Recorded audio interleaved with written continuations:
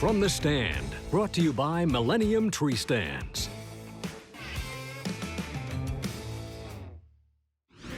Folks, I'm going to talk to you a little bit about decoys and using a decoy and how I like to use it and what time of year.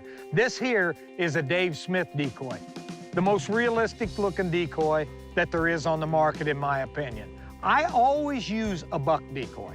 That doesn't mean that a doe decoy won't work. I just prefer a buck because I've had a lot of good luck with a buck.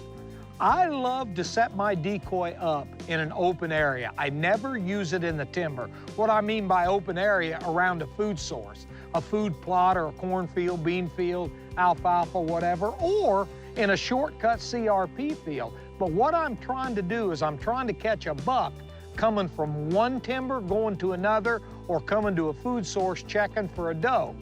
Always remember, late October, like the last week of October, all through the month of November, and maybe a little bit in early December is the time frame that I target when I'm using a decoy. These big deer are cruising for one reason. They're looking for a doe. I get their attention, and more times than not, they'll come into the buck. Now, let's talk about the setup. I love to set my decoy at least 20, 25 yards out from my position along the edge of the field. And I like to quarter it towards my position because when a buck comes into this decoy, normally he will circle around to try to get to the head of the decoy. And if it's 20, 25 yards, that puts him 15, 18 yards in front of me. Even I can make that shot. You know, it's incredibly important to have confidence in your decoy. And remember, scent control's great, but you never, ever want to put scent on your decoy.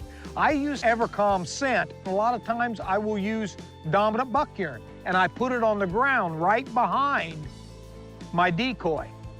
Never put anything on the decoy. Spray the decoy down and kill all the odors every time you put it out. Decoys work. They work very, very well. Some people say that, well, they spook deer. Well, they do once in a while, but for the most part, when you are targeting big mature bucks on their feet looking for a doe, you can get them to come to this buck decoy. I've done it many, many times. I've killed giants. If you're not using a decoy, you're missing the boat.